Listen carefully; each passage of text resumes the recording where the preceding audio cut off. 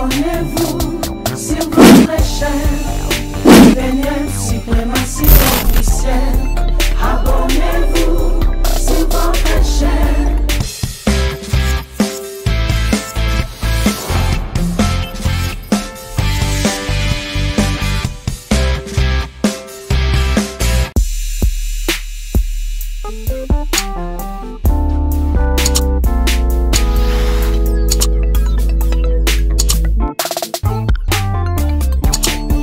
Abonnez-vous sur votre chaîne EBNM Suprématie officielle. Abonnez-vous sur votre chaîne EBNM Suprématie officielle. Appuyons l'Église ainsi que son prophète. Une chaîne qui vous proposera des documentaires, films et émissions. Un outil mis à la disposition de tous pour suivre et aligner les activités de l'Église. Hey. You are the right place. It's here you're gonna listen the voice of the prophet of God. Yeah, Disole Lempungu wa Fidu Swa Isaac. Come on. Abonnez-vous sur votre chaîne EBNM Suprématie officielle. Abonnez-vous sur votre chaîne EBNM Suprématie officielle. Appuyons l'Église ainsi que son prophète. Une chaîne qui vous proposera des documentaires, films et émissions.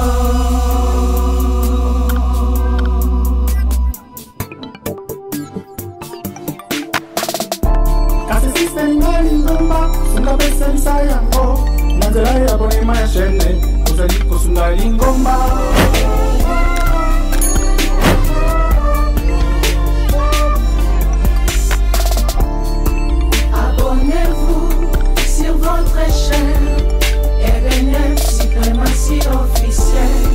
Abonnez-vous sur votre chaîne EBNM Suprématie officielle. Appuyons l'Église ainsi que son prophète. Une chaîne qui vous proposera des documentaires, films et émissions.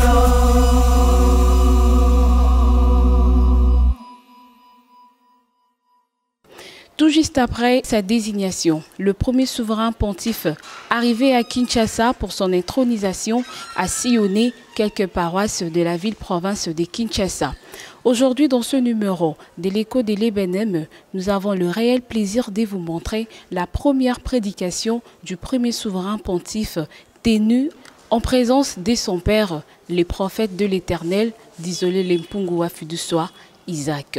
Mais avant d'entrer dans le vif du sujet, nous allons prendre ce message du révérend apôtre Michael Kazou. Il est le représentant légal suppléant de l'EBNM Royaume-Uni.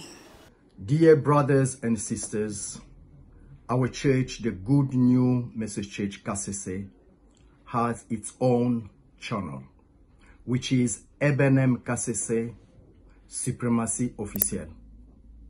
This is the only official channel that has been dedicated to publish credible and reliable information from our church and from the prophet of the Lord Yahweh, the prophet Disole Lempungu wa Fidu Swa Isaac. This channel enables us to learn more about the church and about what the Lord Yahweh is revealing to his prophet for our own benefit.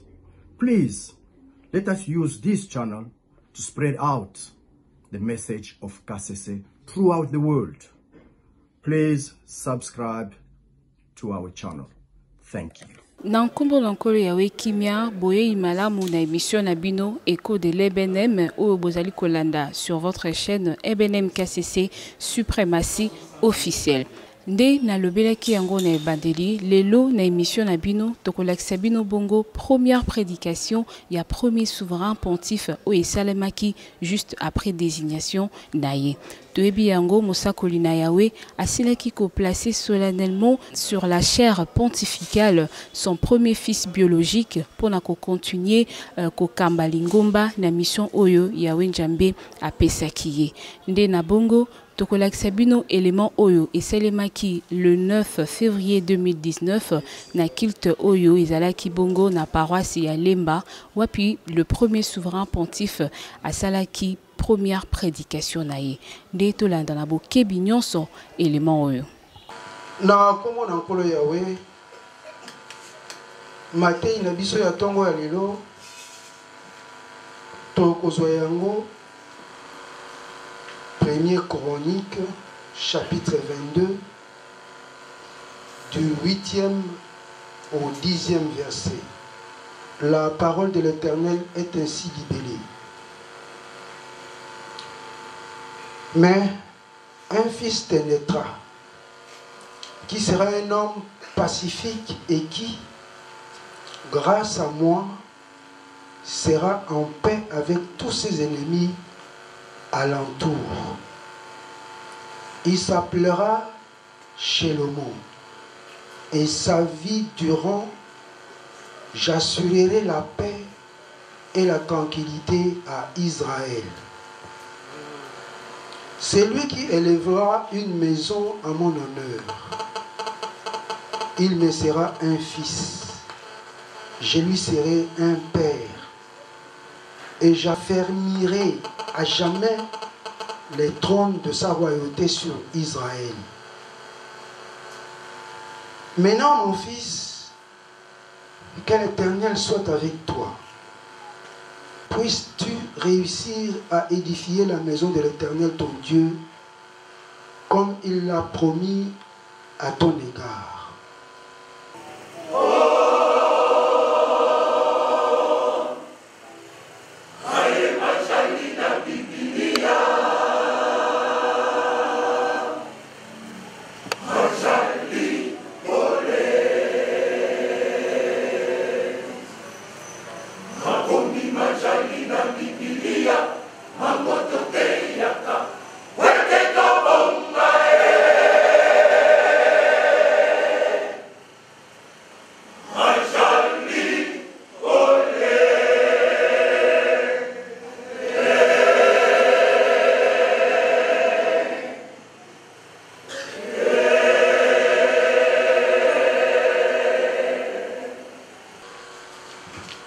Tika ete to bondela. Na kombo na yomo santo Yahweh Nzambe na biso. Nzambe na lola. Nzambe mokeli na nyonso. Totondi yo Yahweh Nzambe na biso. Ako pesa biso tango eye. Pona koyoka liloba na yo. Abongo tosengi yo Yahweh Nzambe na biso. Yo mei yo te abiso. Ofongola pe mitema na biso ya molimo. Pona koyoka liloba na yo pe kososola yango. Oye te tobonga na milemo na biso. Tuzana ilikia ete Yahweh bandeli. Yalite oyo kinosuka nango yo kozala kati na biso. Yo kotea biso na nzela ya mosali na yo. Yo kozala na biso elongo. Okolendisa pe kondima na biso na nzela eloba na yo. Na kombo na yo na bule tosengi bongo. Alléluia. Yaka nkolo Yahweh na kombo na yo mosali.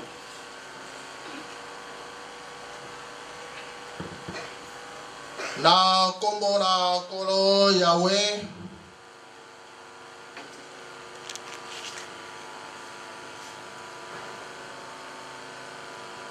ndenge tosili kotanga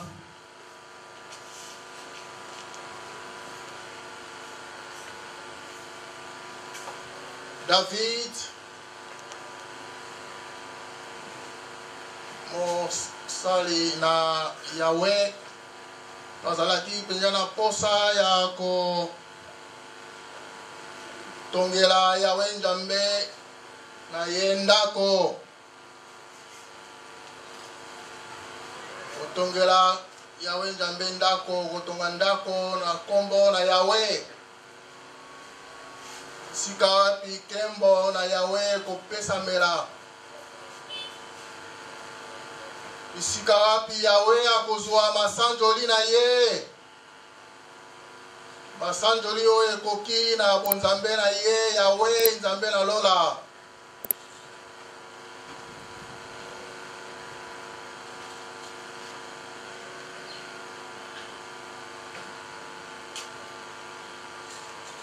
Azalaki na posa wana, kasi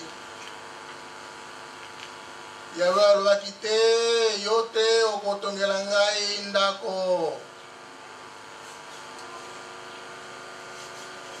Kasi mwana oyo akobotama kati na yo, kombo na ye Salomo, yende akotongela ngai ndako na kombo na ngai. Yo David okotongela ngai ndako te po ete osopi makila mingi, osali bitumba mingi. Kasi mwana na yo na kombo na Salomo akobotama kati na yo, yende akotongela ngai ndako. Mongongo na Yahweh na mosali na ye David. Me David abombaki yango te, alobaki mpe na mwana na ye lolenge moko. Yahweh alobaki na ye ete mwana na ngai, nazali na posa mpona kotonga ndako na kombo na Yahweh, kasi ngai te. Yo nde okotongela Yahweh Nzambe na ngai ndako.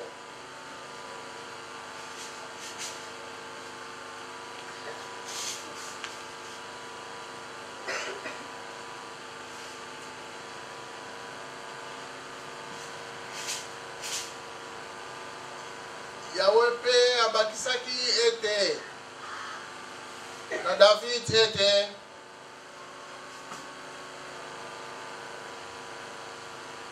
mwana oyo akobotama kati na yo Salomo, yende akotongela ngai ndako. Ye akozala moto na kimia, akoyeisa pe kimia na bamboka zingazinga na ye oyo bakobundisa ye.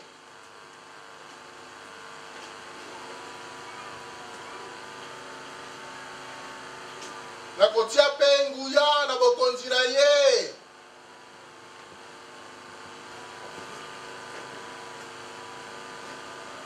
Nakotia pe nguya na bokonzi na ye, nakotambwisa ye na bokonzi na ye, na mikolo ya bokonzi na ye, nakozala na ye longo.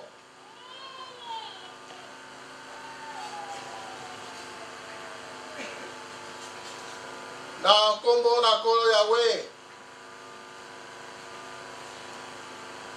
David asalaki ba préparatif nyonso, asalaki sensibilisation avant akufa mpona ndako na Yahweh.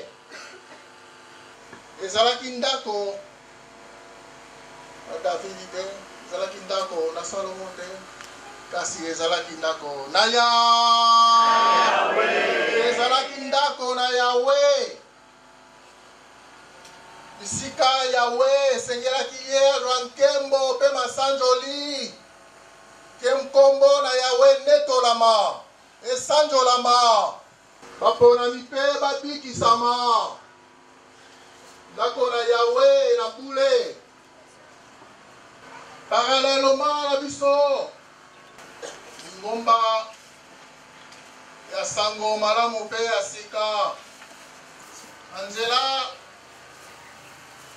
ya mosakoli na ye Yahweh asili kopona. Premier souverain pontife. Kuna kosunga mosala na Yahweh. Bana Israël batonga ndako na Yahweh kuna na Jérusalem. Biso bakasi tosutongola Yahweh ndambe ndako. Bâtiment, construction ya malamu. Simo matangi. Yahweh Angela mosako na ye. Kopona le premier souverain pontife. On va continuer Moussala yango. Est-ce que akosala yango ye moko e? Est-ce que akosala yango ye moko e?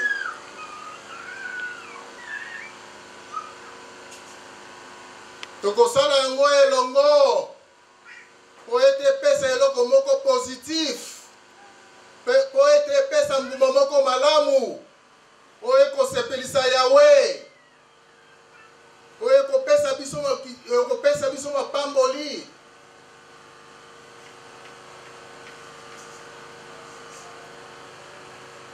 Tokolakisa makasi na biso.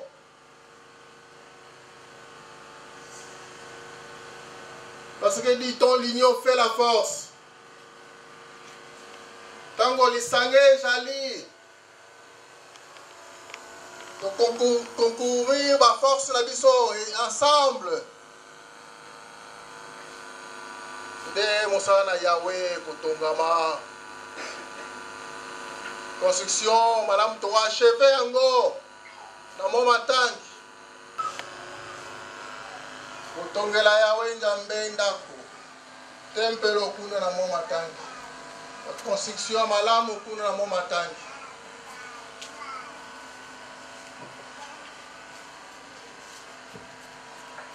Nyonso wana pona nkembo na ya. Nyonso wana pona nkembo na ya.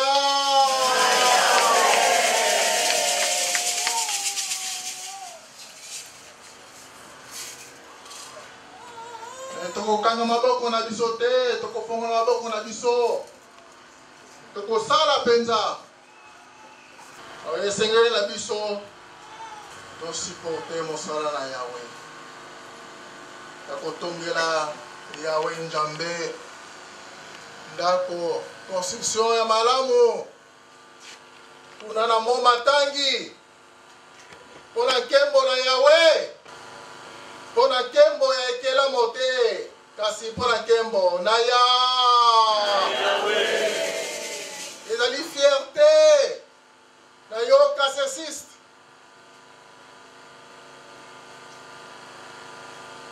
Et tes sièges spirituels et tongama. Et la fierté.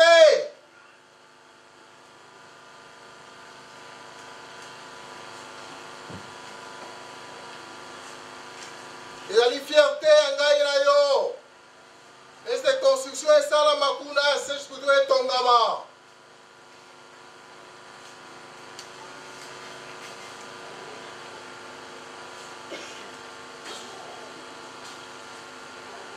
Zali mosala ya mapamboli. Yango tokosala yango na volonté nyonso, na makasi na biso penza. Na volonté nyonso. Pour soutenir mosala yango.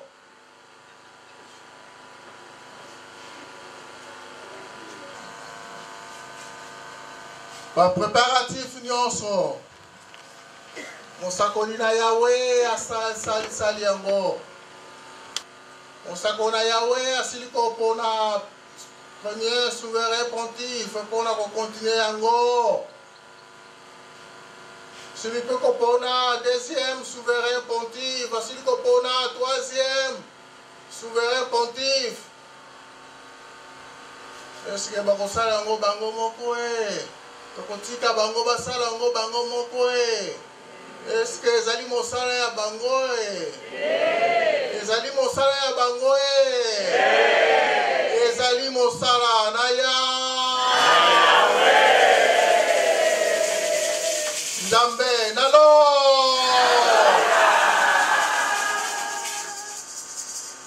Alors tokosala ngo na etinga nyonso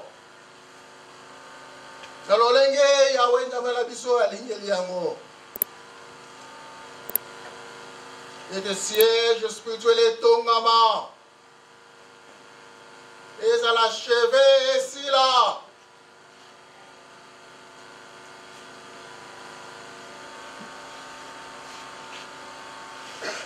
Poete ba o bazali ba noka ce système ba komona yango. Ba kokumi s'appelle Yahweh Nzambe na biso. Nzambe nalo. Sengeli ete tosala makasi ete sila kotoza mapamboli epai na Yawe mpona lokumu na Yawe mpona lokumu na motu te kasi lokumu na Yawe.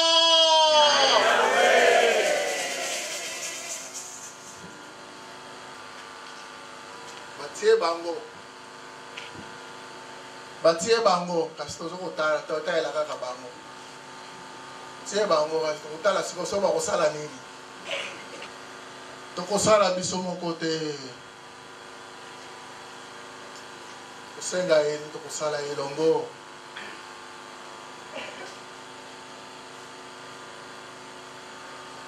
ezali volonté na biso te me ya yambo ezali volonté na Yahweh. Quand David alobaki ete nazali na posa mwana ngai Salomo mpona kotongela Yahweh Nzambe ndako. Souverain premier pontife kaka te mpona kokontinue yango mpona koacheve yango kasi ezali biso nyonso bakasisiste mpona koacheve yango.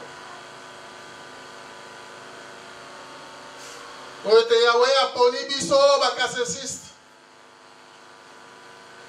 misusu bakoya misusu biso nde aponi biso libota na Yahweh aponi yo jali kati na libota na Yahweh aponi tolembisa maboko na biso ndenge wana volonté jala etingi ezala mosala yango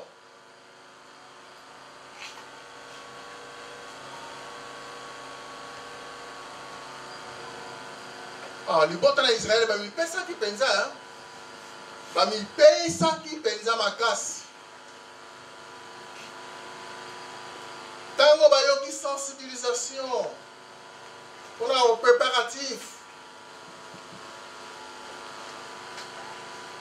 ndako na Yahweh bamipesaki mpenza de bon cœur na motema mpenza ya bule ya malamu mpenza mpona kosala yango po bayebaki ete eutaki epai na Yahweh.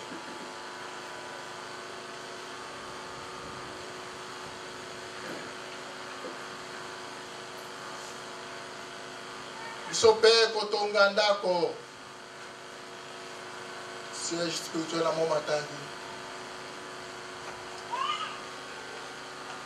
euti epai na Yahweh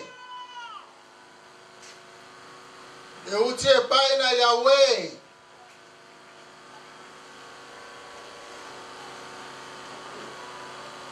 soki toacheve yango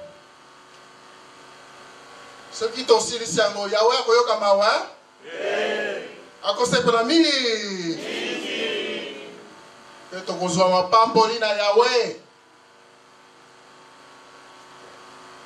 alo mapamboli mpenza ya longindo abondance ya mingi Objectif na biso ya ko continuer pour achever siège spirituel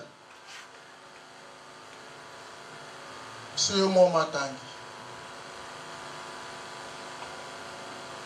Pour la honneur na Yahweh, pour la kembo na Yahweh.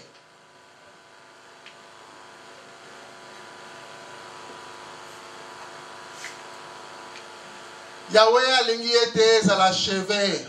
Yahweh alingi ete esila.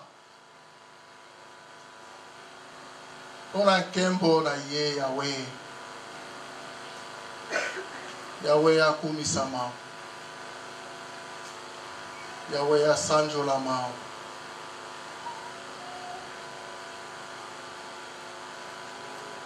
Na liloba oyo asiliko komisala biso.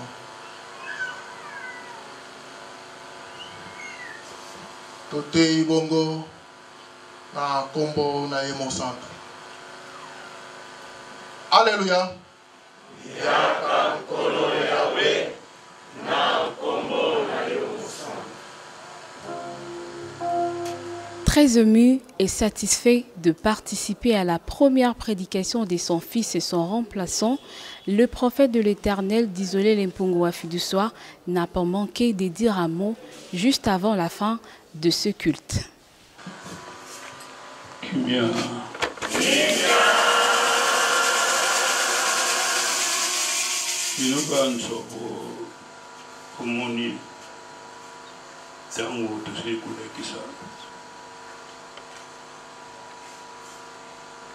Pasinini tumuri yangu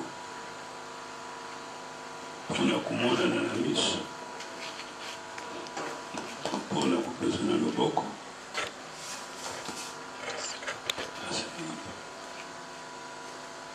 lelo c'est une grâce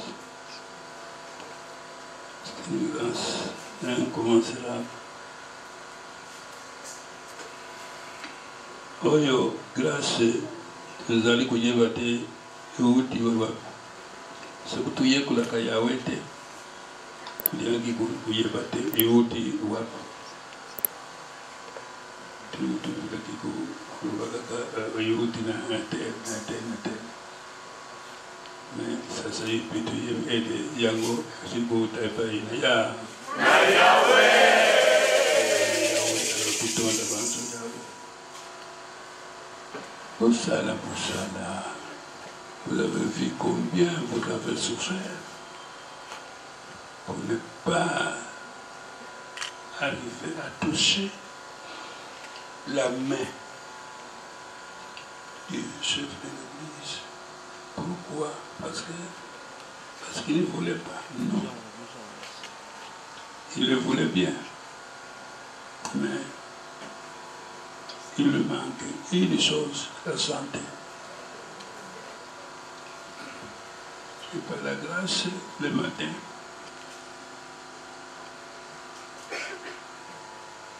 avec beaucoup de peine, je me suis mis debout, j'ai dit, je vais de toute façon arriver, moi aussi.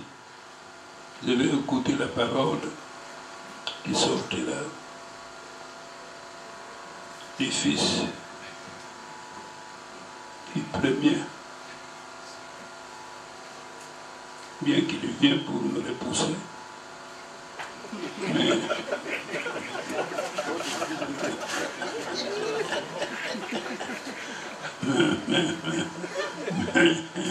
Mais d'accord, je suis d'accord qu'il me repousse.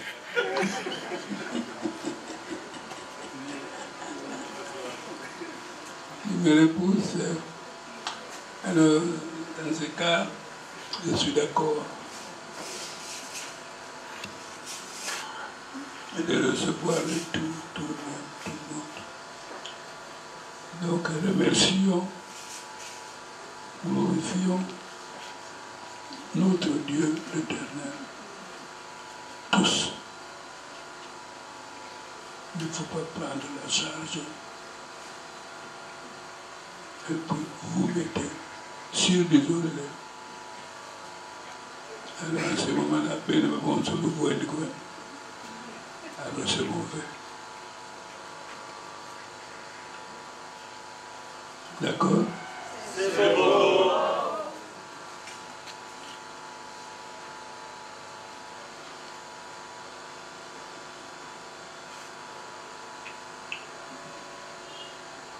Alors vous pouvez, papa, mettre quelqu'un d'autre, déterminer la prière. La prière, c'est pas ce que nous devons apprendre.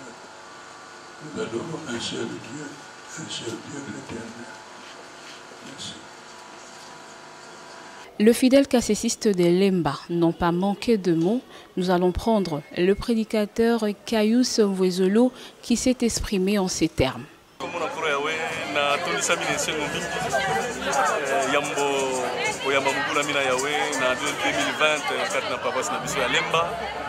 Et puis c'est mon ami Makassi pour y emballer 3 souverains pontifs.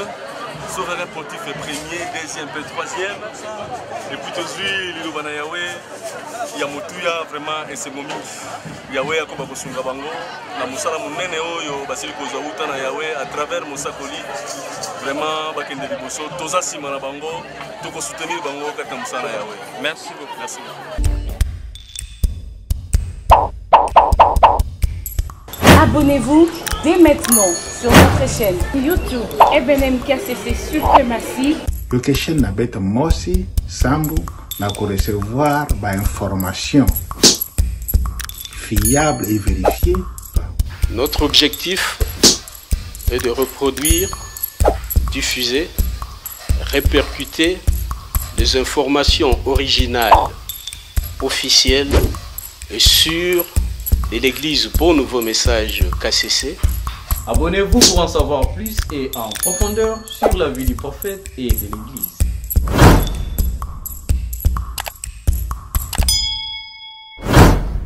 Et voilà, c'est la fin de ce numéro des écoles de l'EBNM que vous suivez sur votre chaîne EBNM KCC Suprématie. Les lots, tous allez qui bon on a essayé à collègue Sabino, première prédication, il y a premier souverain pontife, où il s'allait maquiller tout juste après sa désignation. Et Zalaki Bongo, la paroisse, il y a Lemba, en présence du prophète de l'Éternel, d'Isolele Pungwa Fidusoa Isaac. Merci à l'équipe technique pour avoir réalisé ce numéro. Merci également à vous, chers téléspectateurs, de nous avoir suivis. On se retrouve prochainement dans un autre numéro. Au revoir. Abonnez-vous sur votre chaîne EBNM Suprématie officielle. Abonnez-vous sur votre chaîne EBNM Suprématie officielle. Appuyons l'église ainsi que son prophète. Une chaîne qui vous proposera des documentaires, films et émissions.